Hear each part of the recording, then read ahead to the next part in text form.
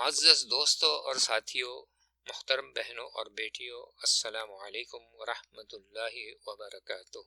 راز کی دنیا لیے راز رنگونی حاضر ہے۔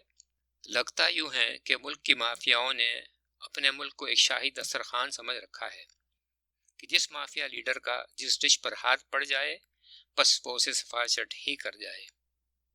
ان سے مخاطب ہوں، ذرا سنو، ذرا سمجھو۔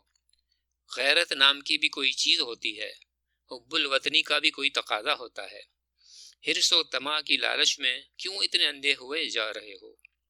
آخر کتنا مال جمع کرو گے؟ لے کر کہاں جاؤ گے؟ کیا سونے چاندی کے سکے بنا کر اناج کی جگہ انہیں کھانے کا ارادہ ہے؟ کیا وارن بفیٹ اور بل گیٹ سے مقابلہ کرنے کا ارادہ ہے؟ آخر تمہارے حرص کی کوئی انتہا بھی ہے کہ نہیں؟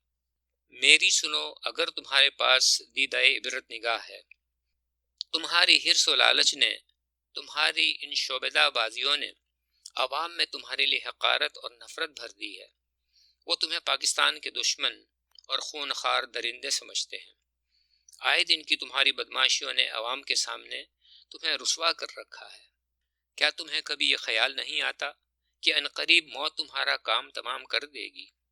کچھ پل کے لیے سوچو کہ موت کے وقت فرشتے تمہارا سواگت کریں گے یا کہ تمہاری درگت بنائیں گے۔ قبر میں تمہارا کیا حشر ہونے والا ہے، کبھی اس کا بھی تو مراقبہ کر لو۔ کل قیامت میں کیا منہ لے کر اٹھو گے، یہ بھی تو سوچ لو۔ اور پی ٹی آئی کے اس لاڈلے کو کیا ہو گیا ہے جس تھالی کو بڑی شان و شوکت سے سجایا تھا؟ کیا اب اسی میں گند ڈالنے کا ارادہ ہے؟ اگر دولت کے ساتھ ساتھ اللہ نے تمہیں عقل بھی دی ہے اور اگر تھوڑی سی جرأت بھی تمہارے اندر ہے تو کہہ دو کہ ہاں، ہم سے غلطی ہوئی ہے۔ ہم سبسڈی کا سارا پیسہ حکومت کو رضاکارانہ طور پر واپس کرتے ہیں۔ ملک کی تعمیر میں اپنا حصہ ڈالو، عوام سے محبت کرنا سیکھو، کسانوں کو وقت پر رقم کی ادائیگی کر کے ان کی دعائیں لینا سیکھو۔ خدا کی قسم، تمہارے ان مثبت اقدام سے تمہاری سبکی نہیں ہوگی بلکہ تمہاری عزت بڑھے گی۔ دنیا بہت آگے بڑھ چکی ہے۔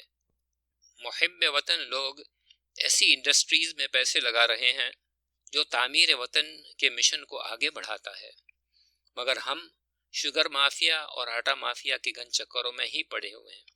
اللہ ہم سب کی آنکھیں کھولے، ہم سب کو ہدایت دے اور ہم سب کو مل جل کر ایک قوم بن کر، ایک سیسا پلائی ہوئی دیوار بن کر آگے بڑھنا ہمارے لیے آسان فرمائے۔ اس کے ساتھ ہی اجازت چاہوں گا۔ اللہ حافظ و ناصر۔ السلام علیکم ورحمۃ اللہ وبرکاتہ۔